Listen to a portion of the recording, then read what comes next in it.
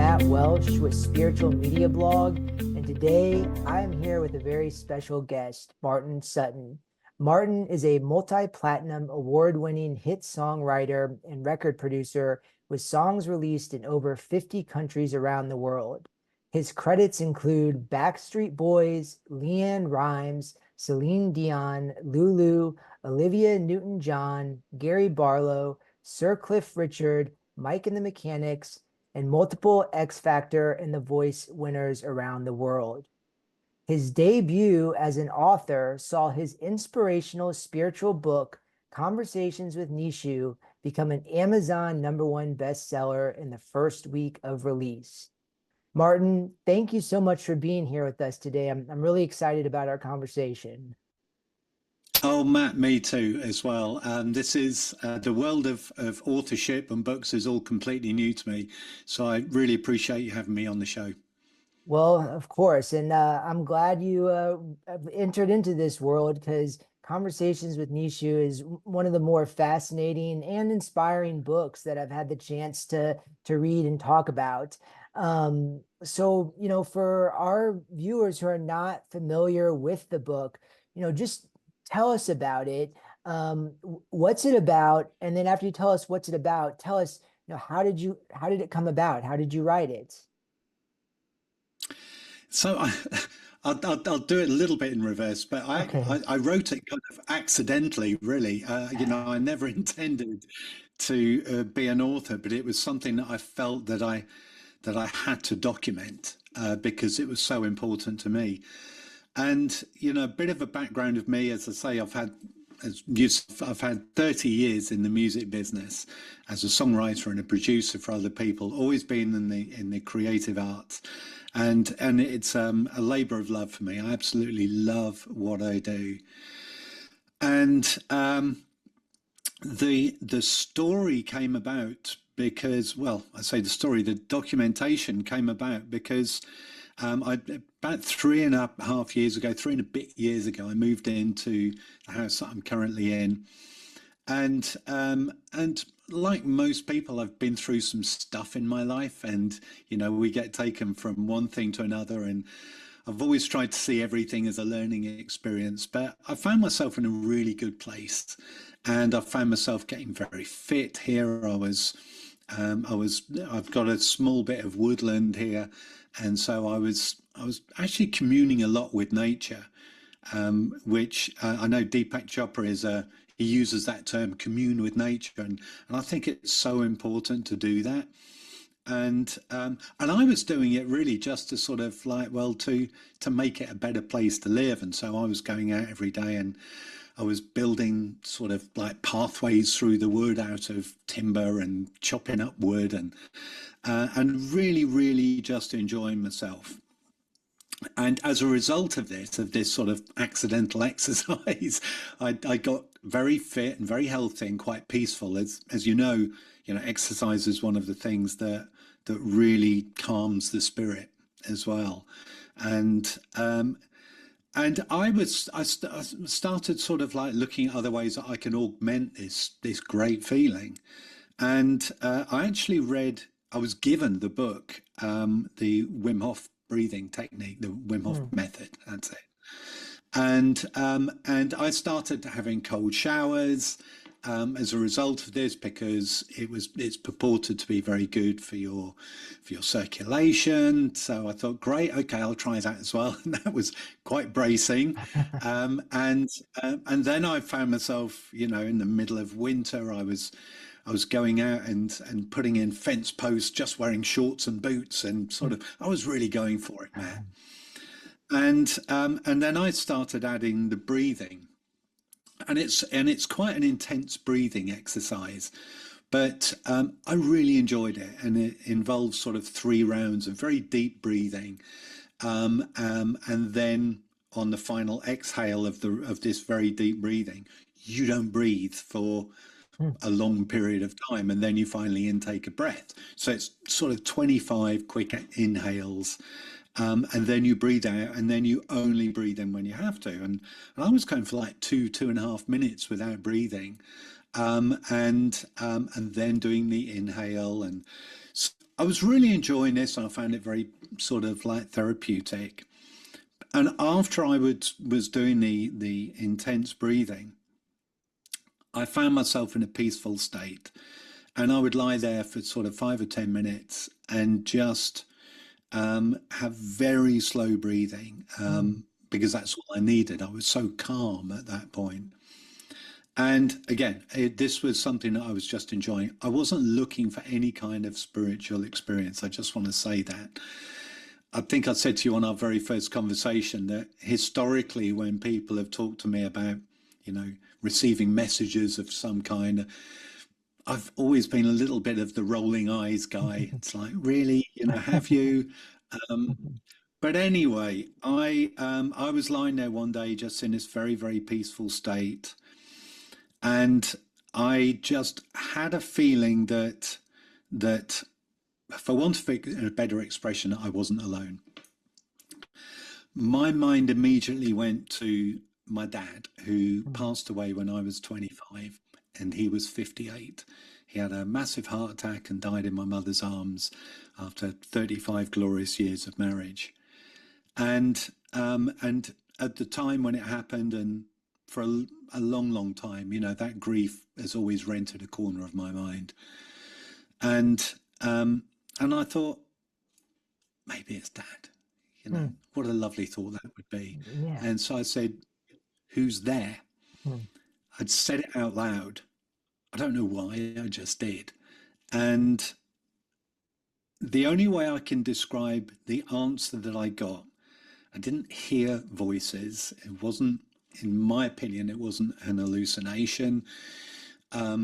There was no sort of ghoulish experience. It wasn't like being in a movie. I didn't see anything. Um, I just was experiencing the answer. I felt the answer, and I spoke it out loud. So it sort of like I felt it, and then I said the answer to my own question, um, and and the answer was, "We all are." mm, And so, yeah, and so I thought, oh, okay then. So I started asking a few more questions, to which I was getting instant responses.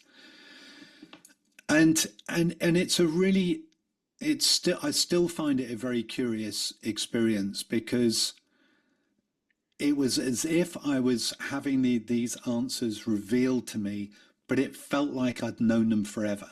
mm, But the language that was coming to me, Matt, was not, they weren't my words. It wasn't necessarily how I would say things. But I instantly grabbed my phone, which was next to me. I thought I should probably just record this. Whatever's coming out of me, it might be interesting. So I recorded it, and and and on that very first day, I asked a few questions. I got some answers back, and one of which was, for a moment, I thought I've got to cover every eventuality. I have quite a mathematical, scientific mm, part of my brain as well. So I sort of asked, "Am I dead?" mm. And the answer came back, um, we're all alive and dead always." And it's like, okay, I'm going to have to work this out later. So I recorded all of my answers.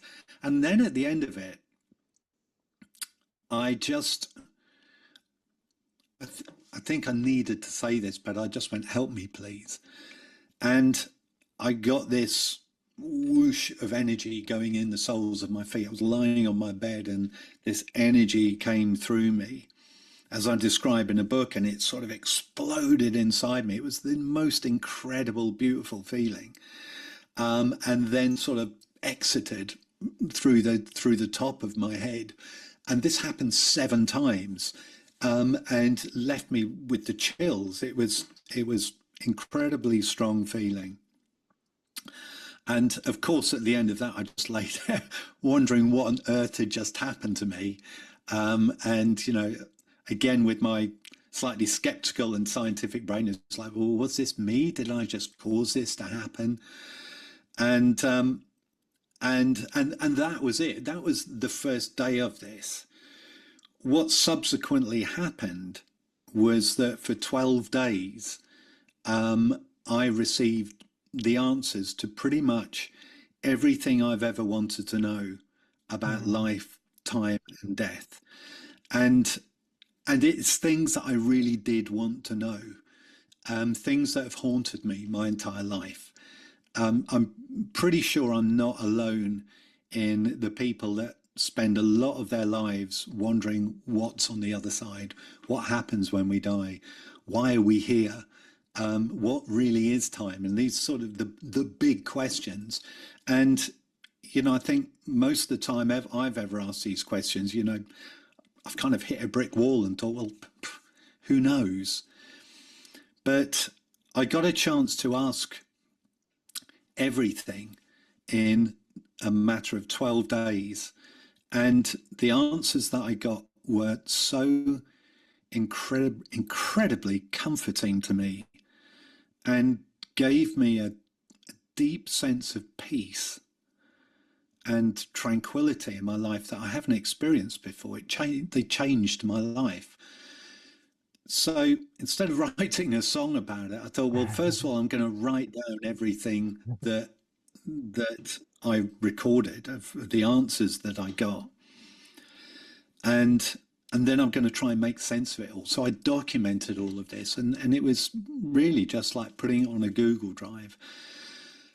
And the more I examined the answers that I was given and analysed them and thought, what does that actually mean? Because some of them I didn't instantly know what it meant, which also made me feel that it's like, well, this can't be me because I don't know what it means. Yeah. And so I started writing down my interpretations of what I'd been gifted, is the way that I describe it. And and I showed this to my girlfriend, my partner, and she said, "This is the most incredible thing I've read," and Wow. she found an incredible sense of peace as well. And I thought, I'll be honest with you, when I started thinking about putting it out there as a book, there was this a slight fear of, well, will people will people look at me differently? Will they Mm. look at me oddly, Mm. for having this kind of experience? Yeah. Will it bring fear into people? Will it bring comfort? I don't know. Yeah. And I had this discussion at one point. I thought, well, maybe I should use a pseudonym. Maybe I should do Huh. that and sort of like have that first layer of protection. But pretty soon after having a conversation again with my partner about this, it came back down to what I've always said makes a great songwriter. And I teach this, I've taught this to thousands of people. The most important thing when you're writing a song is authenticity. And that's what carries people through life with their heads held high. So I just thought, you know what? I'm just going to put it out there, let people make of it what they will. Mm. I can't control, nor should I, how they're going to feel about the book, how they're going to feel about me. I'm just going to put it out there because I found so much comfort. I derived so much comfort about what happens in this life and beyond, that if I can share that comfort with one other person, then I've left the planet richer than I found it. And I've added to it by one person.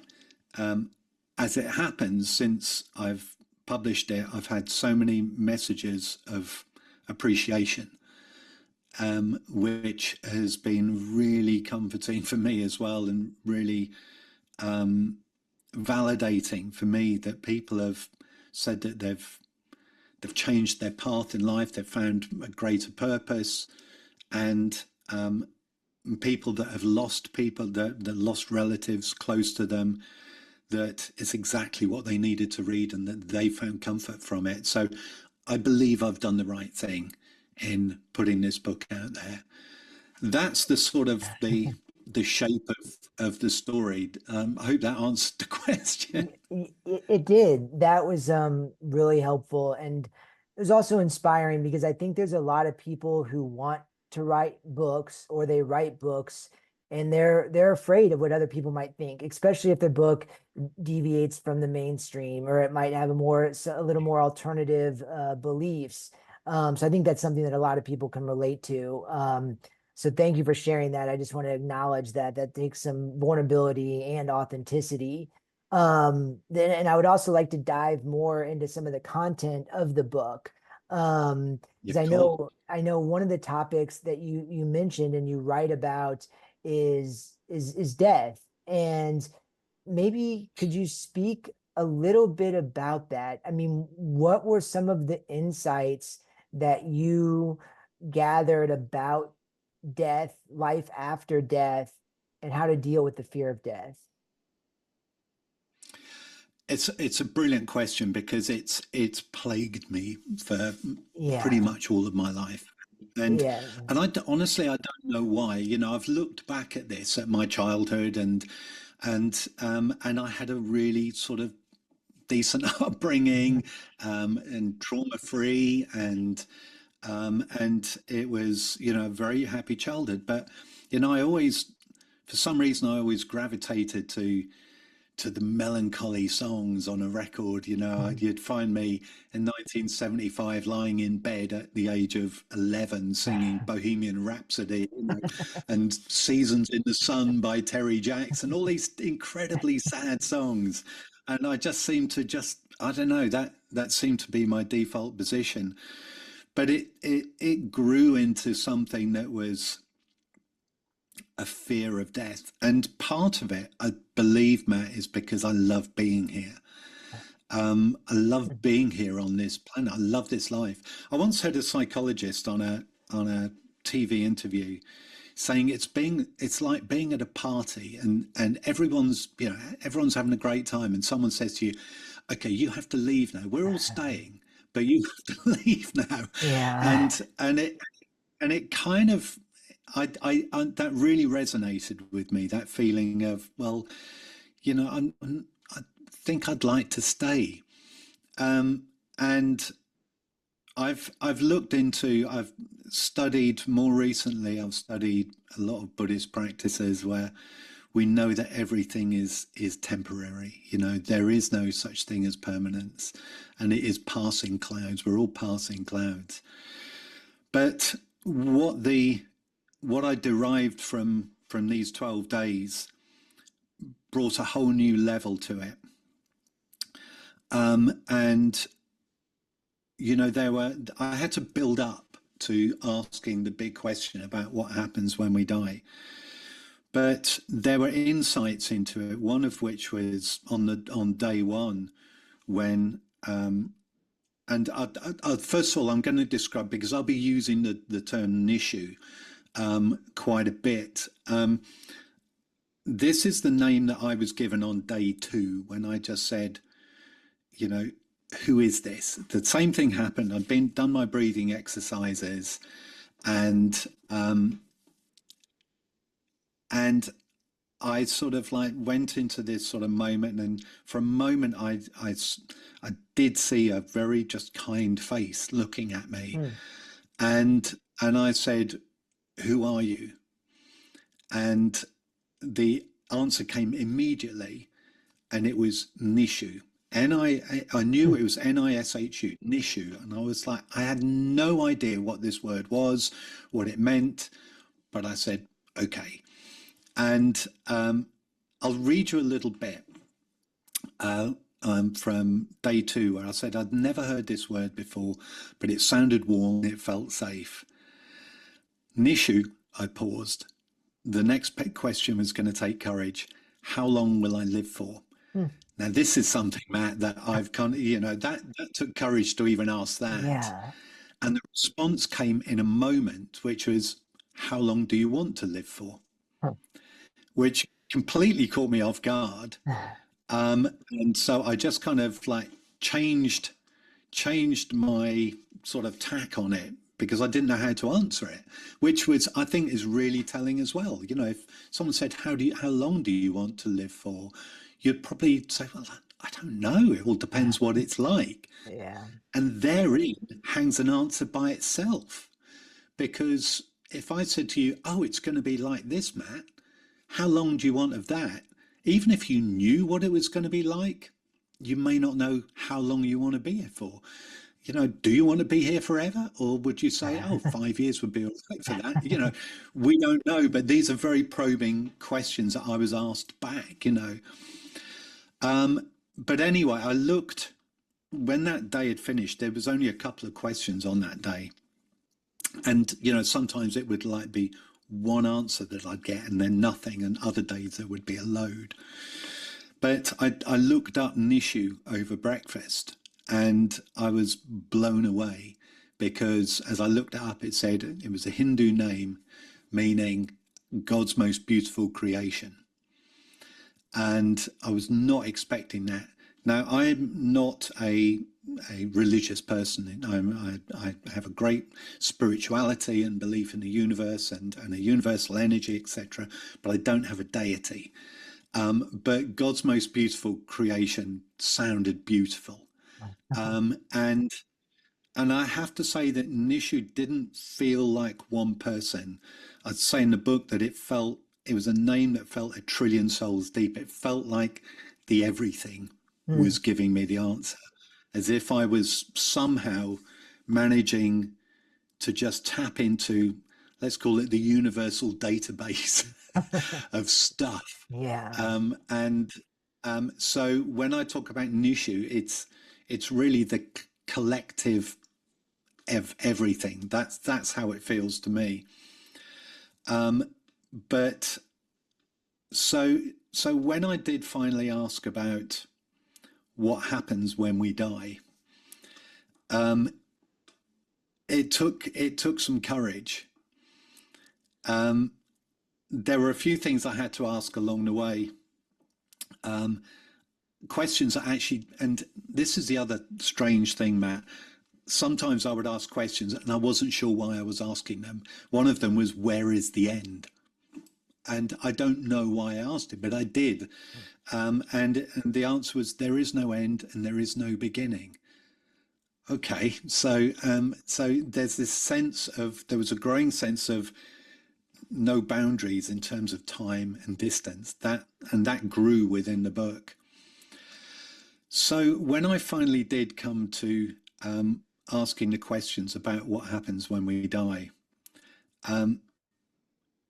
I had to really breathe deep because, you know, it could have come back as, well, nothing, you're gone, which I Yeah. think that would be quite a blow. But I took this big, slow, deep breath and I said, what is death?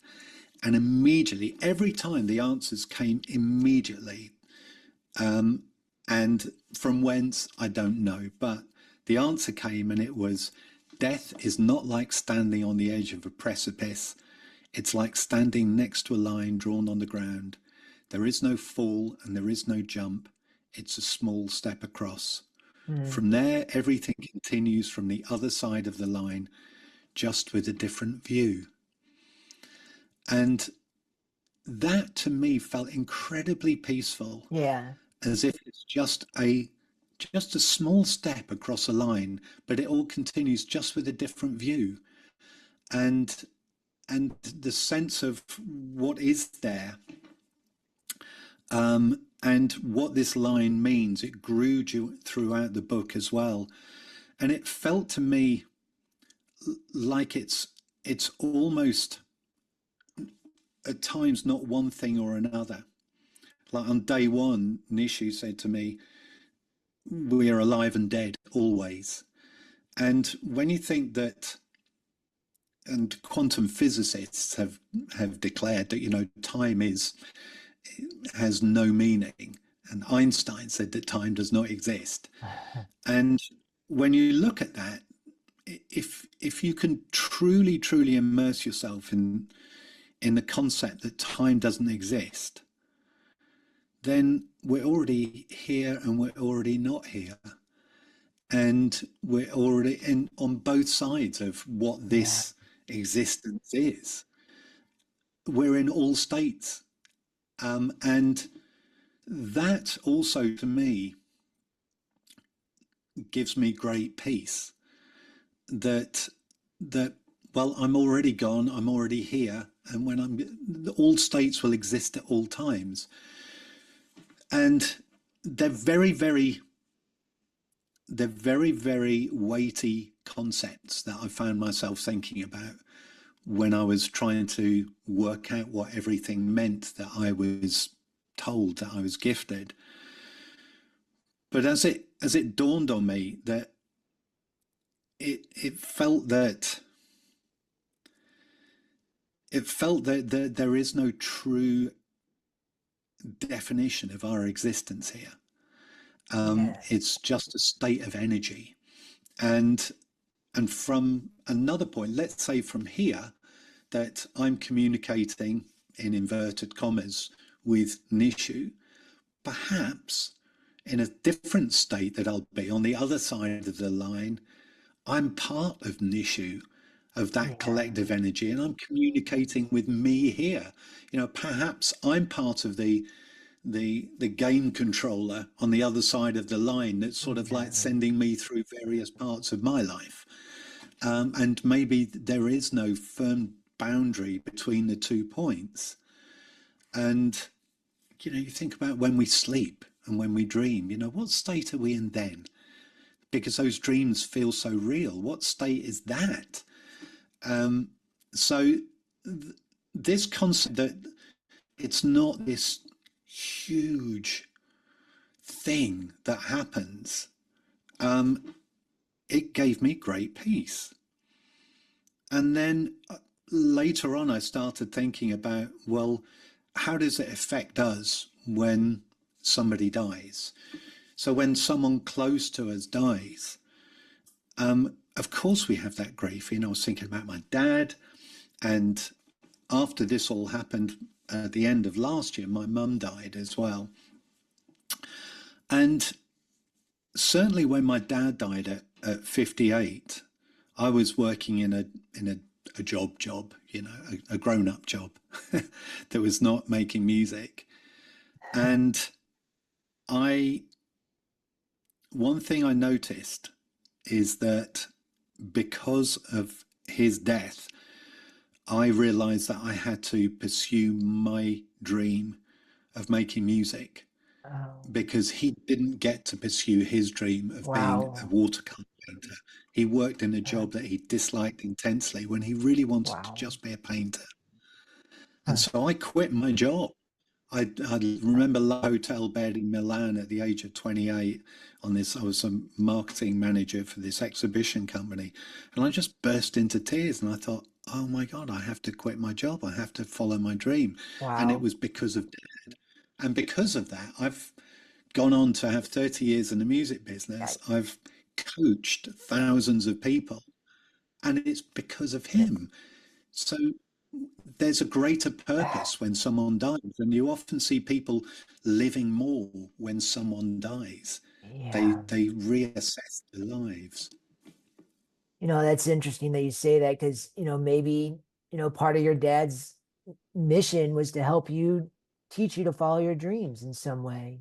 Yeah, Um, yeah, and that is pretty profound. And when you talk about death, it does, I can feel that sense of peace. Like a sense of peace came over me. And it's interesting too, because the other day I heard a song on the radio by it was a country musician named Kenny Chesney, and there was a line in the mhm, song about somebody who had passed away, and he was like, you are somewhere, but you are also here. And that seems like that's what you're saying. Like, you're if you when you yeah, die, you're somewhere, but you're also here. It's just it's a different perspective. yeah. And when Um, you break down what the body is, we're made up of atoms, and when you go down into subatomic particles, yeah, um, each of those breaks down into quarks, and it's the strength. It's the just these vibrational strings. yeah, It's just energy. That's what it is, and everything has an energy to it, and everything is connected to everything else in some way. And this is one thing I learned from studying secular Buddhism, which was that everything is connected. A fly could land on your nose while you're driving a car and make you slow down to Oh, to bat it off, and you could miss I another car know. I know. by a Yeah. fraction. And Yeah. and that fly, wherever that came from, that's connected to part of your life now. Right. And the millions of other flies that gave birth to flies that give birth to that fly, that affects your life, and it's all collective energy. And this is the feeling that I got from writing this book, that there's a sense that Nishu is, the everything. It is, we are all part of the everything, which is, my pet name for it. Um, and we all affect each other. And the more we can be aware of how we affect each other, and to try and do it in the most positive way possible, that can only be a good thing, right? If we really try and affect people in a positive way. Absolutely. Absolutely. And I mean, talking about affecting people in a positive way, you talk about how your book has affected others. Could you talk a little bit about that? And I'm also just curious, I mean, have you gotten feedback from people in the music industry, or are these people who are just readers of your book, or is it an overlap?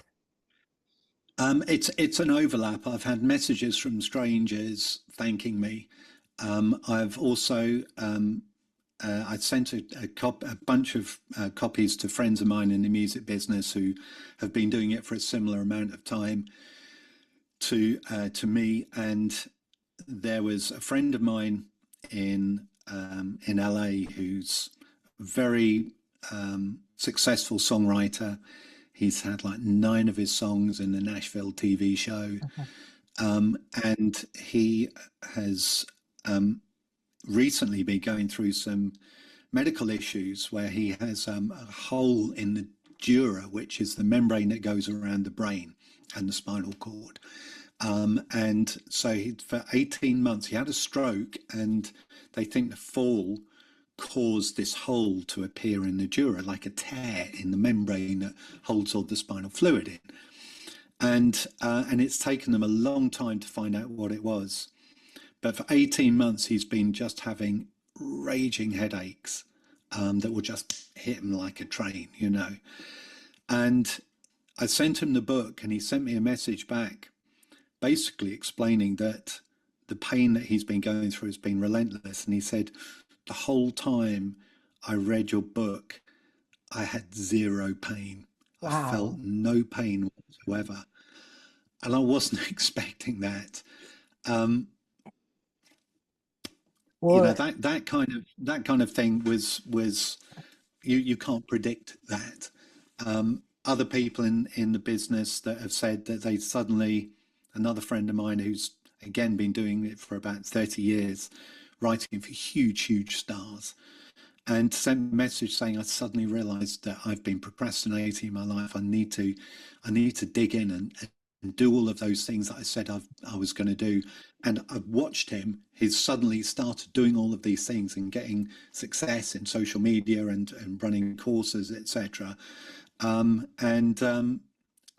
he did that because he read the book. that's great. That's great. I mean, one thing that I found really inspiring about the book is when you write about reconnecting with that innocence and joy of a child, and just how a child can see like a blade of grass and it's like the most inspiring thing. I have a 3-year-old son, and one thing that's just so inspiring is just the joy that he gets over the most simple things. I mean, I can like pretend that like his little toy dog is talking to me, and he thinks that's like the funniest, most fun thing in the world. And so I really liked how you talk about like connecting with that inner innocence. Could you go into a little more detail about that? Just like the innocence of the child, the joy of the child, how we lose that over time and then how we can reconnect with that. Yeah, I don't have the answers, but I can certainly relay what I derive from this book, from this experience, this 12-day experience.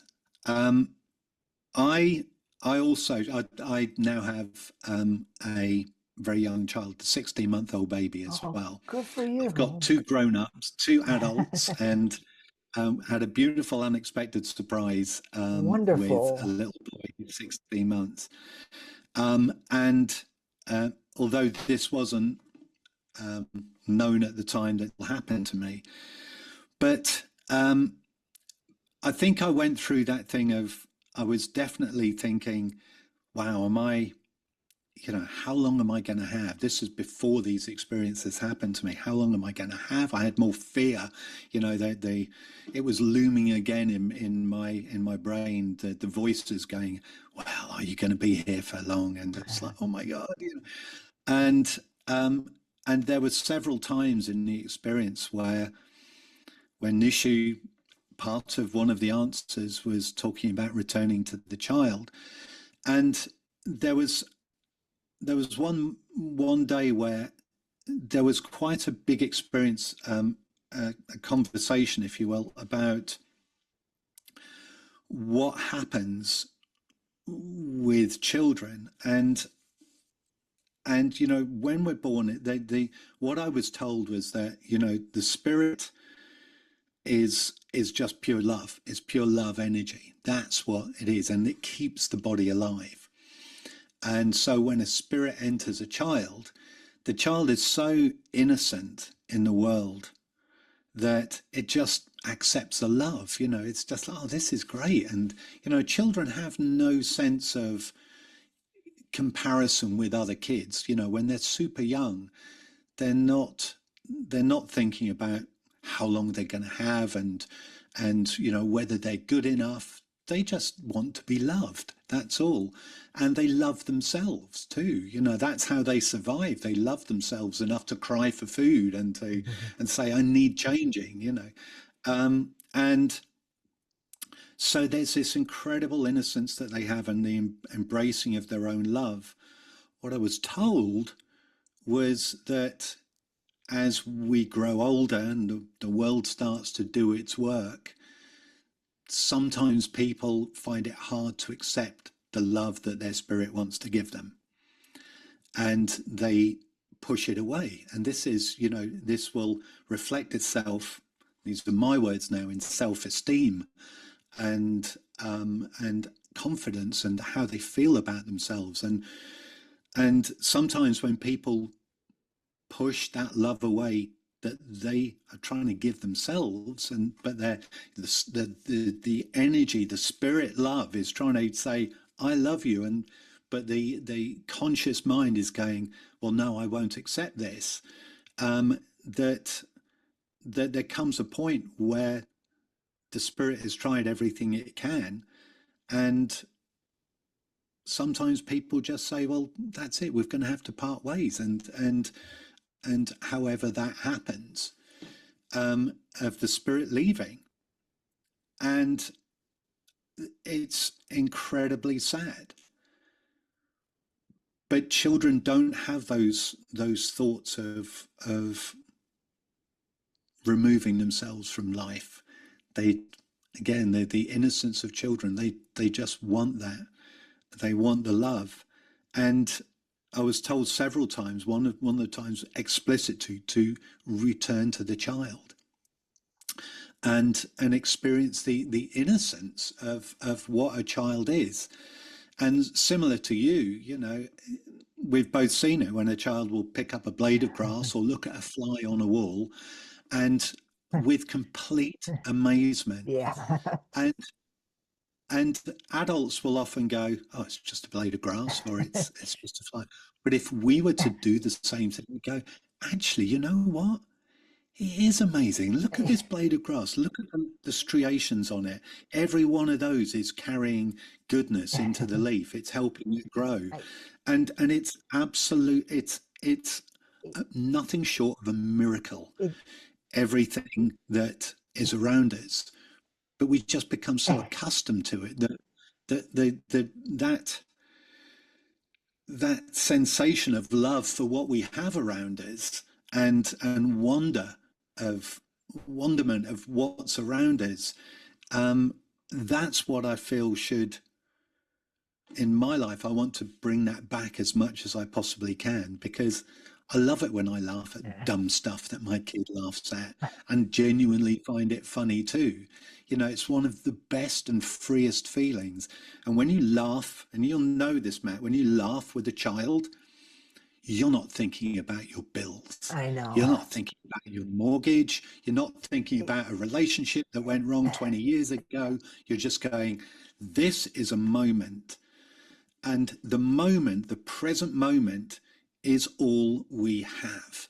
And Absolutely. that's what is undeniable. Yeah, and kids are such good examples of that. I live in Chicago and we've been like kind of invaded by cicadas this summer, and most people are kind of annoyed by them. But I took my son to the playground and he saw a cicada and he walked right up to it and they have these like big eyes like for little bugs. And he just like he said, "Oh, what's that?" And I said, "Oh, that's a cicada." And he goes, "It's so cute. Look at those eyes." I mean, it's like such a different Yeah. mindset. I mean, what if we could look through the world, like you said, with that sense of wonder and joy? So I like that. And then when we do, we receive that love that's there that we don't always connect with. Yeah, and it makes us so present, doesn't it? Yes, You know, absolutely. there's going back to the concept of, there is no time. And we had a brief chat about this on prior to this podcast. But, often therapists and counselors will describe anxiety as, fear of something that is yet to happen in the future.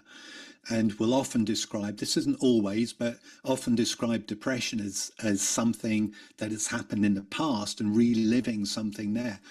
But when you really think about it, I think is it there's a philosopher, is it the Aristotle paradox that the future does not exist because it hasn't yet happened. Past Yeah, does not exist because it's gone.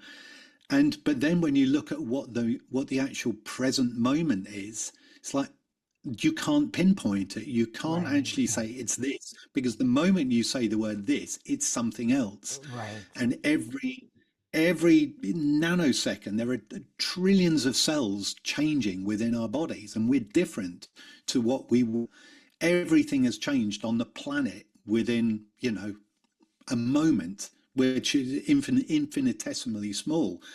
So the paradox was that the present moment is nothing separating nothing and nothing, which is an absolutely. It feels like we should be in a college dorm at like 1 o'clock in the morning having these kind of discussions, but Yeah.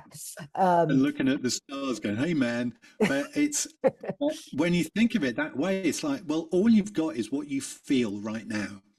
yeah, and Is yeah, it reminds me of, when people are like, they call it the flow state, or just, they're not really like, they don't have to necessarily like plan each step. They're like, okay, they kind of move from this place to this place, just sort of, trusting that energy to take you where it needs to take you.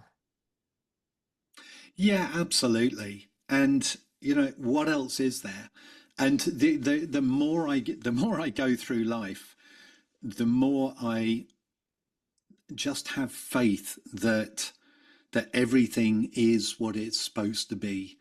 And even when something challenging happens, my partner and I, we often use the expression, well, who knows what is good and who knows what is bad?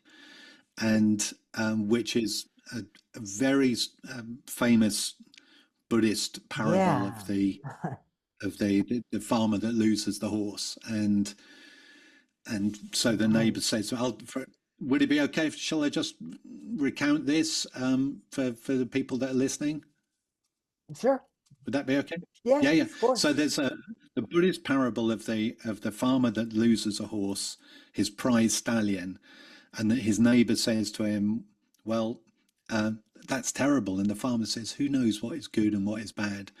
And the next day, the stallion comes back with three wild mares, and the neighbor says, "Well, that's fantastic." And the farmer says, "Who knows what is good and what is bad?" The next day, the farmer's son is breaking in one of the wild mares and falls off and breaks his leg. And the neighbor says, "Oh, that's awful." And the farmer says, "Who knows what is good and what is bad?" And the following day, the army come to conscript all of the young men and can't take the son because he has a broken leg. And the neighbor says, "Who knows what is good and what is bad?" Yeah. And this really, really helped me understand that the more we look at everything as a potential positive, the more peaceful we can go through life, even when it's something challenging, because we usually learned something from it, or our path is veered in a different direction, which often ends up going to something better in the end if we're patient enough to see where it goes. It may not happen immediately, but you've got to have that patience. Thank you for sharing that. I think that's so helpful. I mean, just from a very practical perspective, I can relate to that. And certain times in my lives, I thought, I really want this job, and when I didn't get it, I was upset. But now, looking Yeah, back on that, 5, 10 years from now, I'm like, man, if I had gotten that job, I would be absolutely miserable right now. And that's just yeah. probably, that's just a very kind of simple, practical example. I'm sure other people have much more deeper examples from their life to share.